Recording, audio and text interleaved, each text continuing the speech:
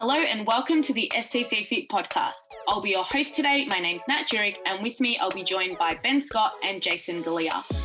STCfit are a group of coaches who provide premium coaching and education services to high-achieving women who want to ditch the frustration and achieve the results they want when they want. On the podcast, we'll be discussing all things related to our 5-step method to experiencing total clarity in knowing how to achieve your goals, present and future. The podcast is brought to you by STCfit for all your online and personal training needs. If you enjoyed today's episode, please give us a share and tag at Nat Jurek STCfit, at Ben Scott STC, and at Jason Galea _STC. Hope you enjoy the show.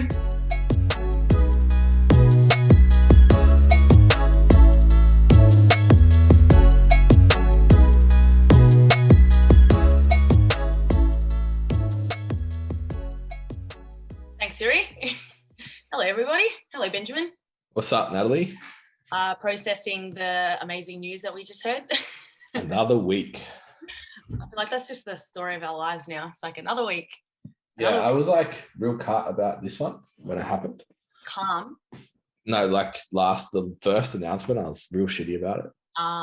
But now I'm like, like it was always going to be more than 7 days, and now I'm fine. If they say 3 days, I'm like, sweet, it'll be 7. If they say 7, I'm like, sweet, it'll be 3 weeks. Yeah. Like, we're never coming out. Yeah, super weird.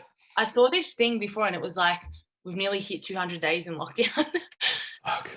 I know. And I was like, wow, that's a fucking reality check. Yeah, I have this weird pendulum thing because obviously like I went online a year before we went into lockdown. I have a pretty good kit in my garage.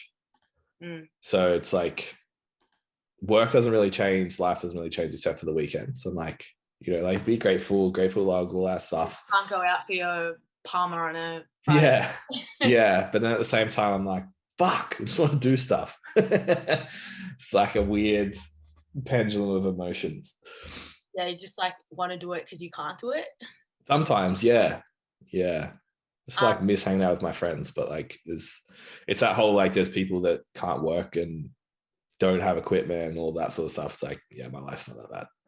I'm just gonna quieten down and deal with it.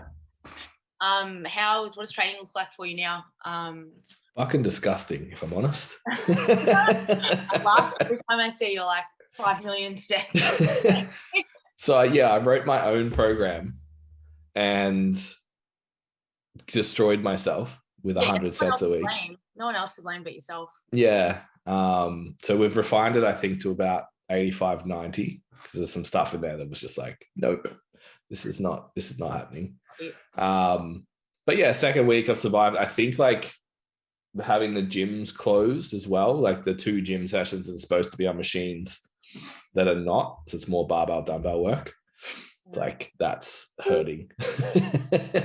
How's your like cardiovascular system holding up? It's getting better. Actually, there's a couple of exercises that are like, were written as supersets that we were like, no, fuck that. Like, that's not happening. That I reckon next week I'll be able to put together properly and still like have lungs at the end of it. Yeah. Definitely improving. But it's actually kind of scary. My resting heart rate has decreased by 15 beats per minute since COVID. Wow. So I don't know if that says that I'm really healthy now or just speaks to how terribly unhealthy I was at comp. I reckon the latter. The picture of health in 2 weeks. Yeah. How about you? Have you broken any tables or desks or yourself with your home training? No, I was saying to Jace, I think it was last episode, I was like, I feel like the people who had to transition into real home training last year, like that's what I have to do now. Because like I had equipment last year. I had 100 kilos of plates. I had the bar, the rack, like everything. So nothing like really changed. And now like I actually have to use the template like home programs and my 10 kilo dumbbells. And I'm like, ugh. And now you know why your clients hate you. Yeah, I'm like, fucking sucks. I actually said to someone on Monday, she was talking about the tri-set of like lunges that we have in one of those programs. And I was like, you're complaining, but if it makes you feel any better, I'm also doing that this week. I'm going to do the physique program on there, which I'm going to fucking actually die. I haven't started it yet. So is that the one with like the hamstring walkouts and shit? Yeah, it's like, yeah, like the way that the photo shoot program is kind of structured, but just at home, which I reckon is like even worse. Like Wednesday, and I haven't started it yet, but I will. Yeah, I think I did. It was a couple of days that I didn't have equipment. Lockdown 1 last year. And I did. Yeah, I had my deadlift bar I picked up. That. Oh my God, you guys training in the back room, yeah. My old house. Fucking deadlifting like 150 on floorboards. What could go wrong?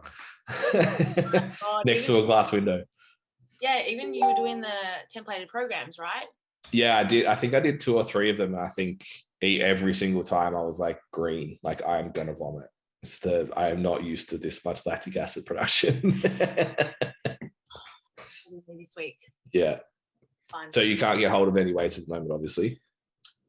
Nah, and even like, I don't know, I'm kind of just like, it's convenient to just use what I've got as well. So I'm kind of just like, I'll just suck it up and do it and allocate half an hour because that's all it really takes, and put my phone away and just do it. Like whatever, like I'll make do with what I've got. And in my head, I'm just like, just one more week, and then like next week rolls around, and I'm like, all right, we'll do this for another week.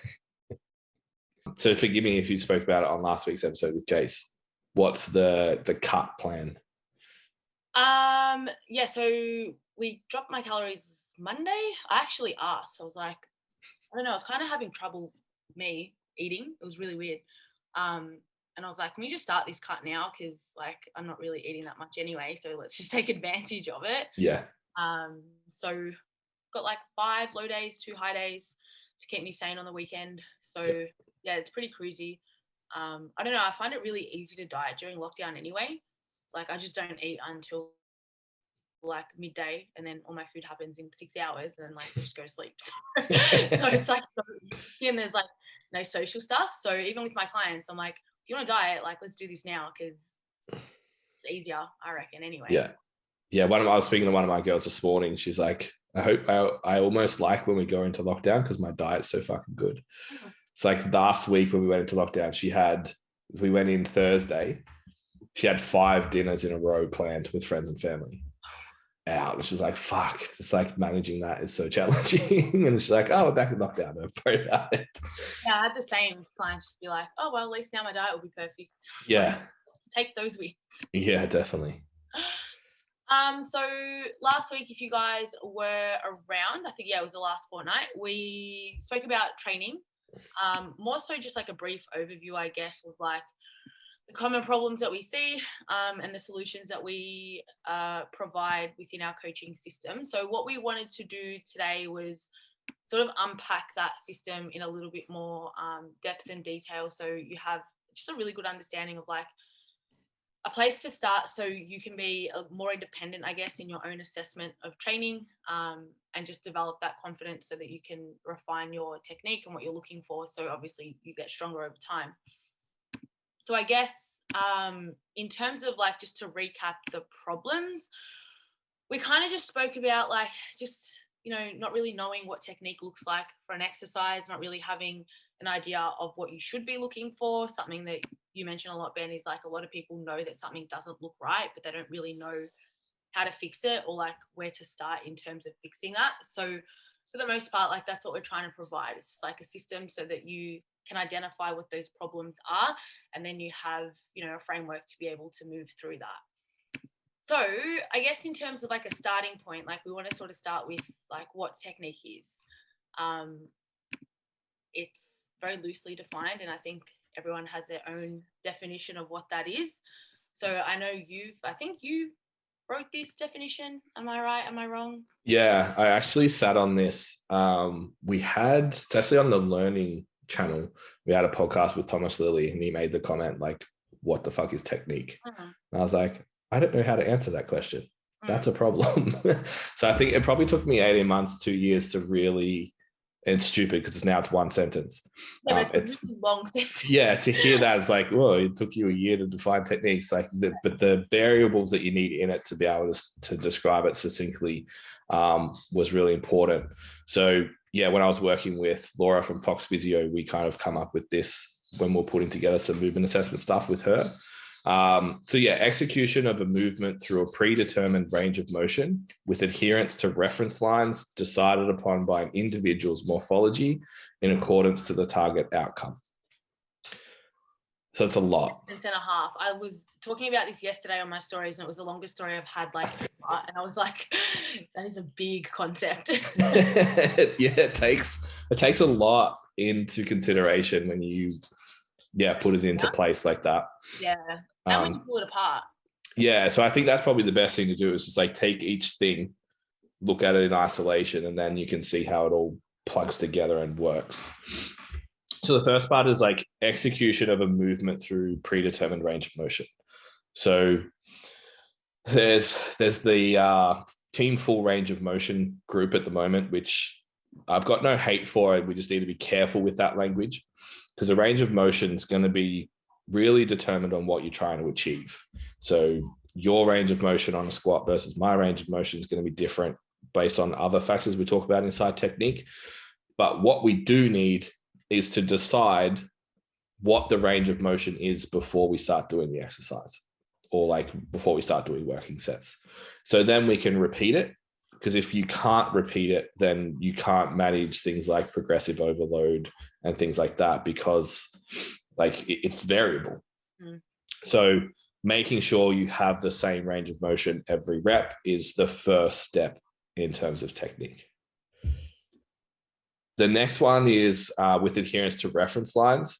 So this is something that I actually don't know if I got it from someone else or I made this model up myself. I was going to ask you, because that's like the next thing that we'll talk about. And I'm like, hang on, where did this come from? Yeah, I was actually thinking about that this morning, and I was meant to look it up before we did the podcast and I forgot. So shout out to whoever made it up. If that was me, then like shout out to me, fucking A. So yeah, with adherence to reference lines, we're going to talk about it more in depth a bit later, but it's basically just a set of literally lines, like from joint to joint, that you can look at to assess a movement. Similar to the range of motion, we need to decide what is pass, what is fail inside those reference lines, where the breakdowns could show up, etc., before we go into working sets. So when we look at we'll unpack them further, but basically you've got like toe to heel, heel to knee, knee to hip, hip to shoulder, shoulder to elbow, elbow to fingertip, and then shoulder to head. So they're all the spots that we look at from different angles to determine, are we meeting those reference lines throughout the lift? So moving on to the next part. So decided upon by an individual's morphology. So morphology just means how someone's built. So whether you've got long femurs, short femurs, long torsos, long arms, whatever, everyone's put together a little bit differently. So when we say like technique, and this is where it's so important to define what technique is. Everyone's heard squat, knees shoulder width apart, feet facing forwards, knees can't go over the toe. The percentage of the population that can actually execute that well is actually very low. So that definition of a technique is not complete enough. We can't just say, well, that's the definition of the squat. It's not nuanced enough because people are put together differently. So considering how someone's put together, how they will move, looking at their movement, maybe in like a warm-up set, etc., and then we'll define, okay, these are the reference lines we're using because this is how you move. Yeah, I think that's probably one of the biggest things that gets like newer trainees like unstuck, that whole like tunnel vision with like, this is how you need to do X, and there's nothing outside of that scope that we can change. Yeah. So I think especially as like you start to progress a little bit more, it's really valuable to understand that so that you can alter things to suit you and like your preferences rather than just like how the PDF told you to squat. Yeah, 100%. And then the last part is in accordance to the target outcome. So again, for the squat is a great example. If you're doing a squat for maximal strength output versus maximal quad development, or like maybe you want to focus on the hips, how you do all of those three things are really different. So we need to set what the movement looks like based on what we need to achieve.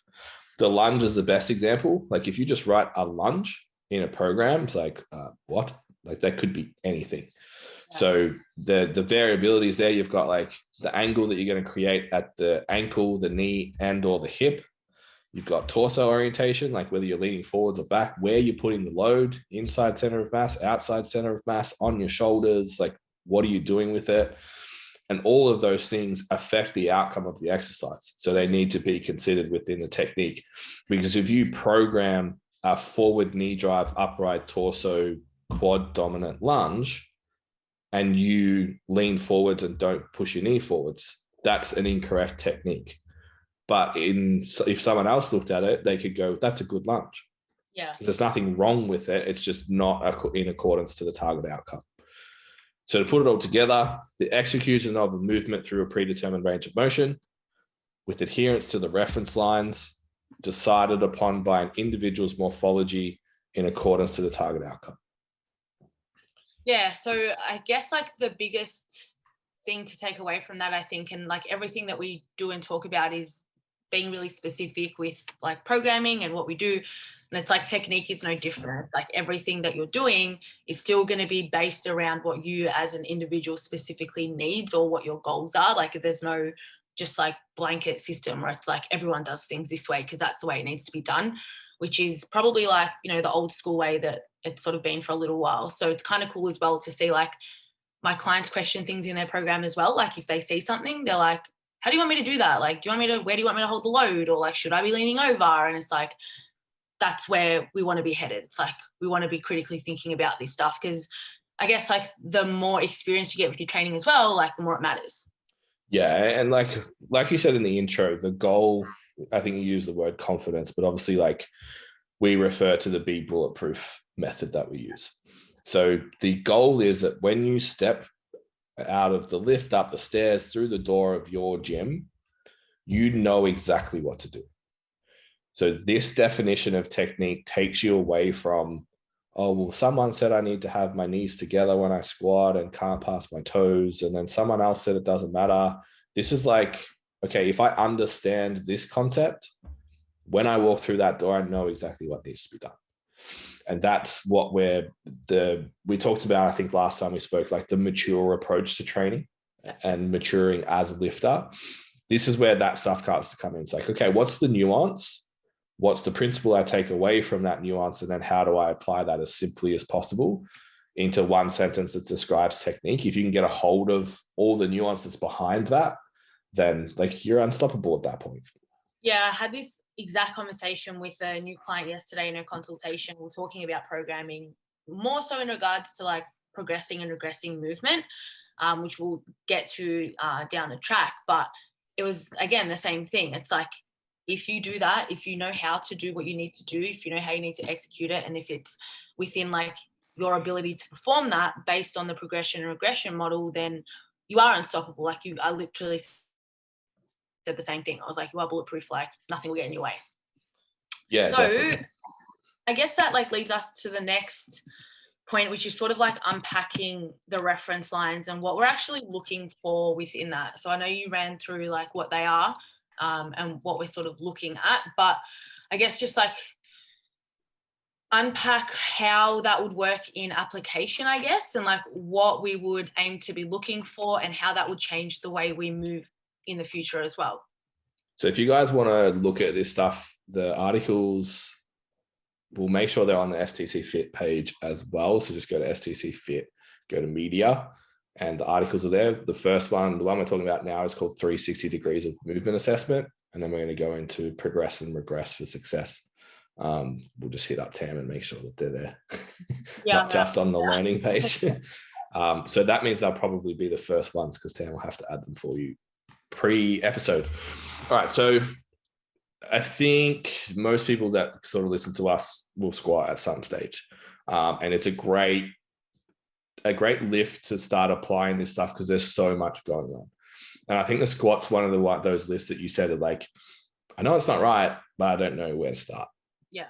So if we look at the reference lines, so you've got 8. We start with the toe to ankle. We have a front view. We assess what could we see from the front, what could we see from the side, maybe what you could see from the back, but that typically will overlap with a rear view as well. So the toe to ankle doesn't matter, whatever. It's like, it sounds really small and like not that important. Does the foot pronate? Does the big toe lift? And does the heel lift? If any of those three things happen, they're the questions that we sort of look at that reference line for a squat. If any of those three things happen, there is going to be an effect somewhere up the chain. So it's really important to be able to identify that and look for that. Yeah, we were talking about this with the bench press last night in the Be Bulletproof workshop, and it was so interesting because it was, again, that like, oh, you know, what can really go wrong, you know, from toe to ankle? It's such a small little bit of space, like nothing's really going to, well, why would I need to look at that? And it was interesting that like once we actually unpacked that, one of the biggest takeaways for the girls was like, I probably need to go look at my bench and like actually record that from the feet down so I can see what's happening, because it's going to impact things up the chain. Yeah, not just trying to guess what's happening at the barbell. Yeah. It's like, where does it start? It starts from the drive through the floor. So yeah, really important. So ankle to knee line is the next one. So obviously we always go floor up, makes this whole process a lot easier. Does the knee maintain live over the middle of the foot? Does the knee come in or out excessively? Excessively is, I guess, dependent on the individual. We're not going to go into like valgus squats and shit, whether or not it's an okay thing. Side view, does the knee travel forwards at the same range on both sides? So we had issues with that, like knees caving in or flaring out too much, or one knee travels further than the other. That'll create a rotation. The breakdown of stability with an overly, the knees coming in too much is going to obviously create a reduction of force production, and then also probably remove some rigidity throughout that movement as well, which will mean you're not going to lift as much. And, you know, safe, obviously, over time, there's a good potential that you're going to increase your chance of injury. I guess just quickly, like on that, my current understanding, and that doesn't mean that it won't change with the whole like knees caving in on a squat thing, because it is actually quite common, particularly with female lifters that are fucking strong. If Steffi Cohen does it and has the best wilks of all time, it's probably not that bad for you. The trigger for me is, does it happen at lightweight? If it doesn't, then it suggests that there's probably a problem. And is it different from left to right? If it is different left to right, there's probably a problem. Yeah, so you mean like if it happens all the time, then if it happens at lightweight, then keep as is? Yeah, it's probably just how you move, and that's fine. Yeah. If it's only starting to happen when it's super heavy, don't know, maybe that's something to start considering. Next one is the knee to hip line. So does the femur rotate inwards? Does the hip shoot back? Do the hips reach full depth? And is there any lateral shift? So again, we're going 360 degrees around. So imagine like you're walking around someone squatting while they're doing that. So when you're filming, obviously important to change up where you're filming from as well. Hip to shoulder. So this is the trunk. So this is where the most shit, particularly in a squat, is going to go awry.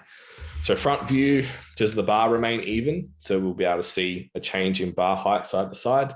Side view, yeah.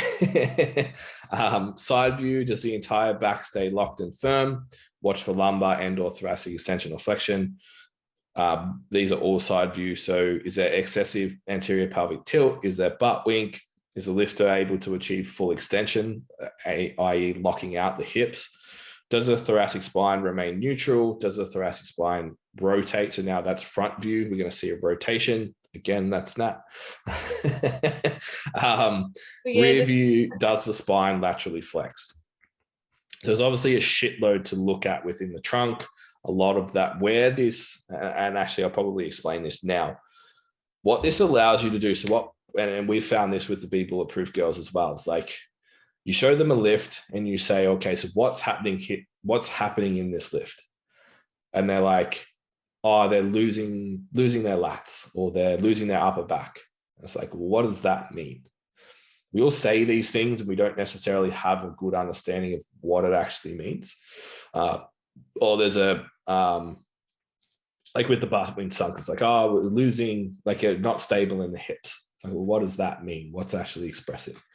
So even if you don't have all of the knowledge that, say, a PT does, that's totally nerded out on this for a really long time, if you see a change in the angle of the pelvis during your squat, and you can say like, you look at that and you go, it goes into anterior pelvic tilt or at butt wings or something, you can Google that and find a troubleshoot intervention. If you don't have a coach, for example, like you can go and find out, okay, why does that happen? Okay, it looks like it's probably due to bracing. How do I practice bracing? How do I get better at that? You go in next session, you do whatever drill you need to do. Then you try the squat again with a better brace. You film it. Okay, got a little bit better. I'll keep pursuing that. Or you'll read something, you'll try it. And it's like, fuck, that didn't work at all. Made no difference. So this is, again, that like maturing as a lifter thing. It would be impossible for us to sit here and give you the exact technique, for example, on every single lift for every single person and what all the nuances are and stuff. Like that would be a book that I would need to start now and finish when I'm dead. But the skill set to be able to identify where is the breakdown in terms of the reference lines. So what specifically is happening, not something that you heard someone say, like lost their lats or whatever, and then go find out what might be the cause of that. And if you can be in that position, again, I know we're like harping on it, but it's like, that's the bulletproof part. It's like that's, you can find success on any program then. Yeah, I think the best part about this method is that it's super objective as well. Like you're literally just looking at what's happening, like on paper, without deep diving into anything else first. It's just like, what can I actually see? And then from there you can start to break it down, which just makes it more like digestible as well. Like obviously there's a shit ton of information and stuff out there, and you'll hear things from everywhere on social media and whatever. It's like, just breaks it down into like literally like bite-sized pieces, like what is happening from this position, what is happening here, and it doesn't get too messy, so you can actually focus on what you're actually seeing rather than just like trying to view things from a macro perspective and like pull shit out of nowhere, which is what I think a lot of people tend to do. Yeah. And then once you have that knowledge, you can go and learn. And that's, I think, where the next step for people is. So next one, shoulder to elbow. Again, something that people don't think about, and we're going to tease that again. Is there any asymmetries between the left and right shoulders? My shoulder's like here, up here, and then the next one like all the way down there. There's a humerus maintaining consistent angle, so you'll see a lot of people change position through either the descent and the coming out of the hole. Does it rotate inwards or outwards? So there's enough to see. So I guess giving an example. So what Nat just said is you're looking objectively at what happens. We're not at why yet. Is there an asymmetry? Yes or no? That's a really easy question to ask when we look at a squat. It's either there or it isn't. Then we go, okay, what could be the causes of an asymmetry in the squat? Well, it could be shoulder mobility. It could be wet bar placement. It could be thoracic extension. It could be a rotation somewhere else. So then we start to have a look at other things. And we go, okay, so Nat, you've got this asymmetry. And she's like, yeah, my shoulder's fucked. I can't externally rotate on that side. Like, okay, now, well, how do I improve external shoulder mobility, particularly for the squat? And then there'll be heaps of like drills and exercises and shit that you can put in that you can then test to see, okay, does this work? Yeah, or even like if you go and get that, like if you go and work with someone, you kind of know what you're looking for as well. Like it's just way more efficient. You're like, hey, I can't get into this position. This is what I might be struggling with. Can you help me? So you're not just like, you know, go see a physio and you don't really know what the fuck you're looking for or whether it's fixing your problems. And it just makes it the whole process way more efficient as well because you're empowered in what you need to do. Yeah, 100%. So next up is the shoulder to the head. So does the head poke forward? Does the cervical spine extend excessively? So you're trying to lift the weight with your head. Does the head maintain a consistent position throughout the lift? Fairly straightforward. Elbow to wrist, is there a rotation? Is there an asymmetry? Wrist to fingertip line, does the wrist change position? And then is there an asymmetry? So again, all of those ones in particular are like clues that there's probably some shit going on up the chain. You give one wrist as well though, like they're the ones that people are going to miss. Yeah, and it's like sometimes they're easier to see. It's like if you have a thoracic extension problem, you've got all this shit to look at throughout the torso that's going on. Like that list was huge. If you can look at someone under a bar and be like, their wrists are cranked right back and they kind of change position and shit depending on when they're going down or up through the squat. It's like, what's going on there? And then it's like, okay, can you let me see you do this? For the ear people, I just lifted my chest up and it doesn't fucking move. It's like, okay, so the wrist position gave me the clue to ask the question about the thoracic extension. Yeah. It's not there. Okay, so now I know where to troubleshoot. So really important to be able to, I guess, like you said earlier, objectively look at what it is. And that's when you start the troubleshooting. Not just like, oh, the wrist is cocked back, so it must be. Yeah. It's got to be a shoulder problem. It's got to be, or just move your hands out on the bar. That's the fastest one. It's like, oh, your grip's too narrow. Your elbows are too cocked back. Or people complain about our wrists hurting. It's like, oh, I'll just put some wraps on. It's like, maybe, but, or maybe widen your grip, or maybe actually fix the problem, which you can track by saying what's happening and why, rather than just like, oh, that must be this. We're missing a step in between there. Yeah, we were talking about that last night with like the whole ankle mobility thing. It's like, see someone's like not hit depth or their heels lift and people are just like lifters or like put some plates under your heels. And it's like, is that why this is happening or is there something else? Yeah, definitely.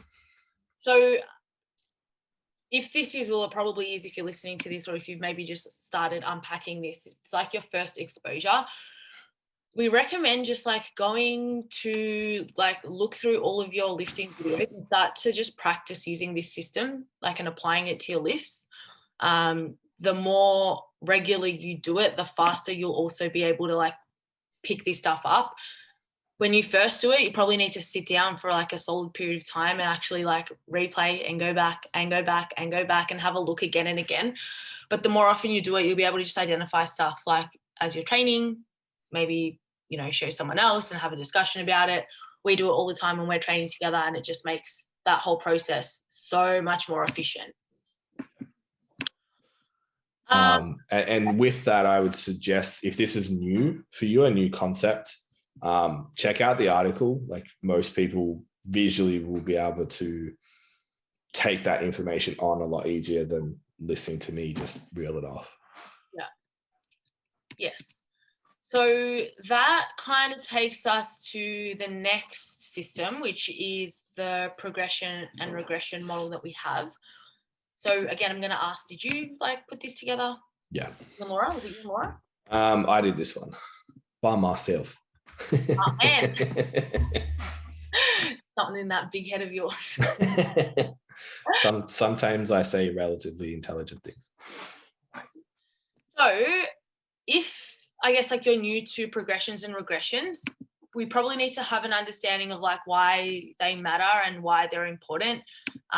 Especially if you're a newer lifter, it's definitely one of those things, and I spoke about this with Jace last fortnight, where we're like, you just don't know what's available to you. It's like there's certain exercises that get glorified and you think that that's exactly what you need to be doing because you don't know any different, which just means that we miss all the other available options that are probably going to help you become a better lifter, again, in a way more efficient manner if you just unpack this and know what's available to you. Yeah. So there's a couple of things, I guess, to introduce. Like the first thing is if you're, and I'm sure you guys probably spoke about it last week with training, and you will again with programming, is the SAID principle. So specific adaptation to imposed demand. So you need to know why you're doing the thing that you're doing. So within strength, typically there's 4 training outcomes that we're looking for. So there'll be hypertrophy, skill, force production, and disinhibition. So they're the 4 things that we typically manipulate. From a physique athlete, primarily we are focused on hypertrophy. Then also we consider strength with a little bit of skill in there as well. So skill and function kind of overlap as well, just inside that. Like sometimes you can just do a movement just to improve the way you do other shit, which is a skill development thing as well. So having that concept in mind, that every single thing I have in my program should be there on purpose and should be creating a specific outcome. Then we look at, okay, when I do an exercise and I review the reference lines, I can't cue the fix. For whatever reason, cueing it isn't changing it isn't putting me in a place where I'm happy with the technique. And no matter what I do, I can't fix that. There's 3 types of expressions of that. The first one is a skill deficiency. So typically that will look like sometimes maybe good, sometimes maybe shit. So some reps, perfect on the technique, it's exactly where we want it to be. Other reps, it's not. That suggests that we just don't have the skill to execute it yet. Now, when we look at the specific adaptation to impose demand model, most of those things require us to train to an intensity and effort level where we're maximizing the load we're lifting within this particular rep range deliberately so we can get the specific adaptation that we want. And effort-wise, we need to take it somewhere between 4, if we're being generous, but probably 3 and 0 reps in reserve. If you don't have good skill, you can only lift as much as your bad rep will allow, which means you're not really taking it to the prescribed intensity. Remember, intensity is going to be dictated by your rep range and then paired with your effort, which is your rep in reserve. So if we're using a lighter load because you're not good at the exercise yet, then that's not going to create the outcome that we want from that exercise. So in that scenario, you either need to decide, I'm doing this purely for skill, create an intervention that will allow you to do the exercise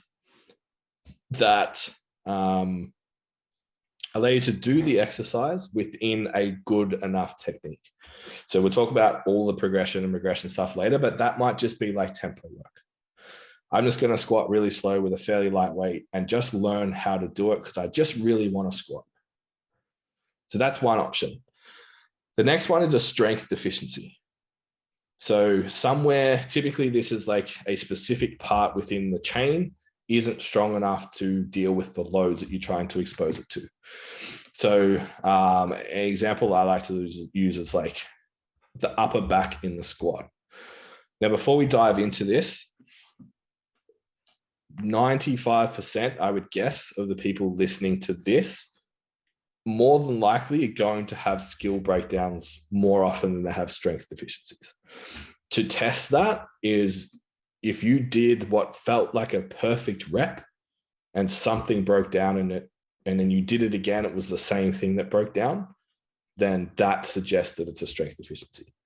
So just to put that into context, we took a team of 9 lifters to APL this year, Nat? Yeah. We didn't miss many, but any of the lifts we missed was all skill dependent. Was mine? Yeah, mine was sort of an injury. Dysfunctional. Yeah, I just broke. Yeah. So yeah, like that is an important consideration to have. Like you need to be very well trained and very experienced to actually find a strength deficiency. So don't just assume you have one. So for a top end lifter, someone who's been doing it a really long time and fails in position, a strength deficiency is when you either increase load and something breaks down or increase reps and something breaks down. And the same thing happens every time you do it. So the upper back is a common one where you see like good, added too much load and the thoracic just collapse. Okay, now we need to consider how do we strengthen that part of the chain, because just failing under the squat isn't going to do it. We need to look at driving some energy somewhere else. The last thing that might impact your ability to meet technique would be dysfunction. Dysfunction is outside of the personal trainer's scope. So we're going to talk about how to fix it. Dysfunction is probably go see someone in a nutshell. So dysfunction will be determined by no matter what load is on the bar, something happens that is not conducive to the technique. So we were talking about everyone jumped straight to ankle mobility. with a bad squat. Oh, let's put lifters on, elevate your heels, and that'll fix everything.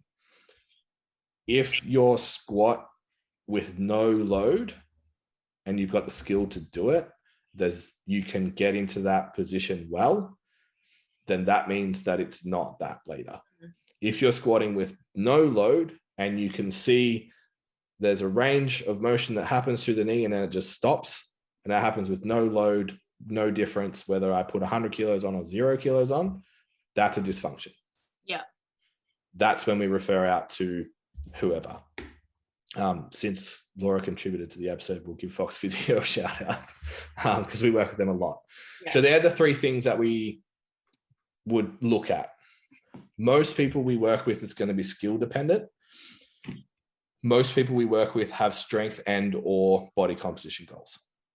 So to achieve those things, we know we need to train somewhere inside that 3 reps of failure range. So I know that was a lot of information, but understanding why a lift breaks down will impact how you do your progression, regression stuff. Yeah, well, it's like, what intervention are you going to choose? Like, if you're not choosing the right one, then it's kind of useless anyway. So you got to have getting first. Yeah, and we have, which is available on the STCfit learning site as a resource, our squat, bench, and deadlift tutorials, which is designed to take someone who doesn't have the skill for a barbell lift through a progression model to allow them to do it really effectively. On the other hand, if I'm working with you, you can squat, but if you develop a skill deficiency, we need to consider a regression that's going to fix whatever thing's going on, because we can't meet the technique demands right now. I think you can kind of look at it from 2 perspectives. So it's like that one as well, where it's like we're building you up to be able to do the thing that you want to be able to do. But also, whilst you're doing that, it's putting you in a position where you can still work at a high enough intensity and effort that you can still see results for your like bigger outcome at the same time. Yeah. Because like what is, like you mentioned it before, it's like we still want to go into our training sessions and actually have effective sessions. And where a lot of people go wrong when they don't do this stuff is they're still going in and, you know, lifting with the barbell, but they're just inducing like a fuck ton of fatigue because they don't know how to lift properly. So they're not actually doing the things that they need to get the adaptation to get jacked, lean, stronger, whatever they want to do. So it's again, just like putting yourself in a position to like kind of like kill 2 birds with 1 stone. It's like you're going to be able to do the thing that you want as well, which is lift a lot of weight on a barbell, pick up a really heavy barbell, but also do that whilst making progress in all the other regions as well. Yeah, it's finding the crossover point. Yeah. Where's the crossover that I can execute the technique perfectly so I can reach the effort and intensity required to get the outcome that I'm looking for? And then that's a moving target. Like as you improve your skill and your technique, you'll be able to move up through the progression regression model. If you've been at the top for a little while, you're going to probably develop some lazy habits. So then maybe we need to work downwards through that regression model to fix a few things. So do you want to run us through, I think you've just been using the squat for everything. So yeah, a bit of practical application on how that plays out. Yeah, so I'll introduce the model itself. So you've got our model, we've got 8 tiers inside that. And then each tier has like a sub panel.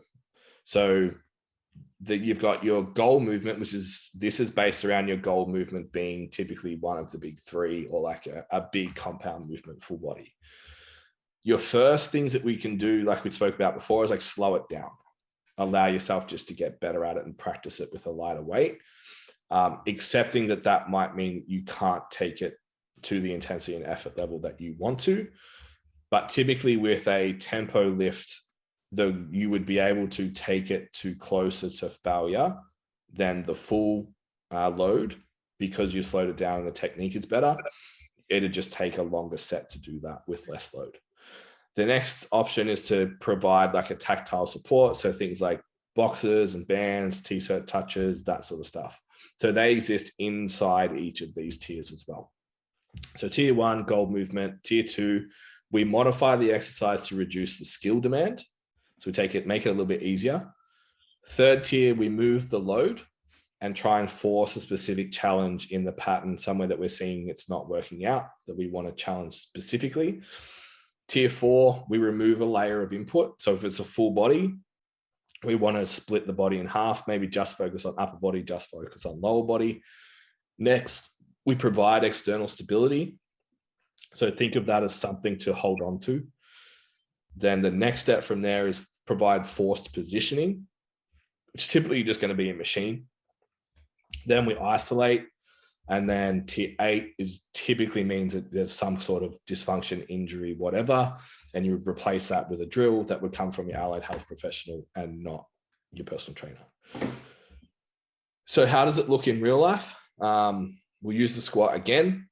So let's say the low bar squat, we could add if that's not looking the way that we wanted it to, we could have a pause, we could have tempo, we could have a box. So they're the first things that we could change. To remove some complexity, we could go to high bar. Then to, where do we go from there? So modify the exercise would be, to reduce skill demand would be high bar. Move the load and force a challenge in a specific pattern. Maybe we use the front rack kettlebell squat. Some people, depending on how advanced, you might be able to use like a safety squat bar or a barbell front squat or something. It would just depend on the athlete. Then we need to remove a layer of input. So we're going to take the upper body out and just focus on the lower body. So something like a split squat would be great. Now we need to, that's still not working. It's still not executed to the technique that we've set. Then we could move to external stability, which may be hack or Smith machine squat, something that you can hang on to and do the squat movement that still allows you, really gives you a window to fuck it up, is what we're looking for there. So there's still a challenge. Provide forced positioning would be a leg press. So you can't really get out of position in that. Then lastly, for the isolation would be a leg extension, where you're just isolating the quads by themselves. And then, yeah, if you couldn't do that, then it suggests that there's something pretty serious that we need to go get looked at. So we would go and see an allied health professional.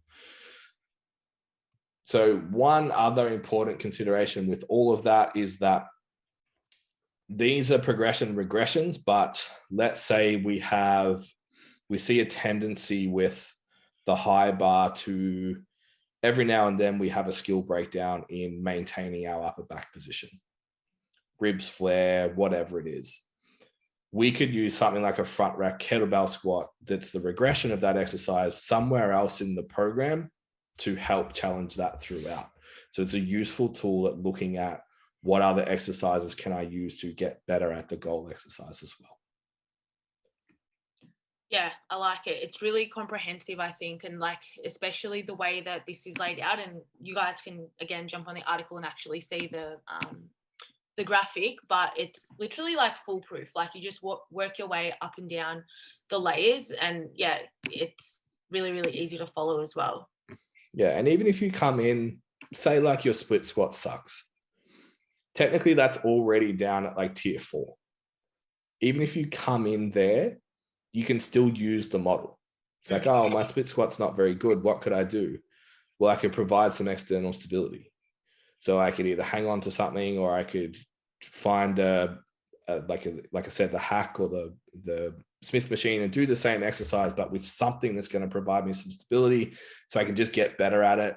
And then eventually I'll get rid of that thing and do it without it. Yeah. Yeah, it just opens up your options as well. Like it takes away the fact that like you're not pigeonholed into a certain exercise anymore. And it's like, I can still get the outcome that I want, even if I'm using a different tool in that box. It's still gonna, allow me to have the stimulus that I want, or work on the weaknesses that I'm trying to work on to move you towards the direction that you want to be headed in, which is, yeah, I think the most valuable part of this. Yeah, it's the thing that people get wrong the most in the gym is not being able to, and I know you do our scorecard as well, the most commonly answered question that's no is, do you take all of your training within 3 reps of failure? I don't think I've had one come through that's yes, maybe one. And then I questioned it. I was like, they were like, actually, maybe I don't. So it's like, most people aren't doing that because their exercise selection skills aren't where they need to be. So if you can implement, firstly, what is technique? Secondly, how do I assess my own technique? Thirdly, how do I change the exercise to be more suitable to what I'm trying to achieve? If you can do those three things, you're unstoppable. And that's like what we, like the whole group at STCfit, what we do as coaches. And then for the Be Bulletproof guys who like their goal is to be able to do this themselves, that's the model that we teach them. Yeah, it's again just knowing exactly what to do and why, which is super valuable. So if you guys want to know more, we are in the middle of Be Bulletproof at the moment, but I think we'll be relaunching in about six weeks, maybe 6-8 weeks. I think it's a bit longer because we split it up over Christmas this time. That's right. Yeah, so maybe a couple of months, but you can still head over to the link in our bio and you can jump on over there and read about the program or have a chat with Ree, book in a call. Because we've got the extension on that too, guys, with the date. You'll go onto our pre-sale list for the Lean and Strong Blueprint, which we're going to be talking about tonight, but it's essentially nutrition, training, and lifestyle. Is that right? Yep. No, nutrition, training, and programming. Oh, programming. Sorry. Yeah. So those core three things that you guys need, and we can get that to you as soon as it launches, which will be in the next few weeks. So you're not just hanging out in no man's land for the next 8 weeks waiting for Be Bulletproof. You can start applying this stuff straight away. Yeah, and probably biased, but if I had this program 3-4 years ago, fuck me. It's actually really good. It's really, really good. It's hilarious that we both sort of read it. Like Jace updated the program, obviously, and both of us were like, fuck, I want to do this. Yeah, I was like, I want to do this program. When we go back into the gym, don't worry about writing me a new program. I'm just going to do this one. Yeah. So we've also got coaching places available with the STCfit coaches. So if you head over to the link in our bio, you'll be able to apply for a spot over there, or just shoot the page a DM at STCfit is the page. You can find me at Nat Jurek, STCfit, and you, Ben, at Ben Scott, STC. Sweet. We'll leave it there. I think next week I'll be back with Jace. You will. Talking about probably nutrition. in 2 weeks, yeah. Yeah. Jason, please. Awesome. Right. Thanks. Thanks, guys. Bye. Bye.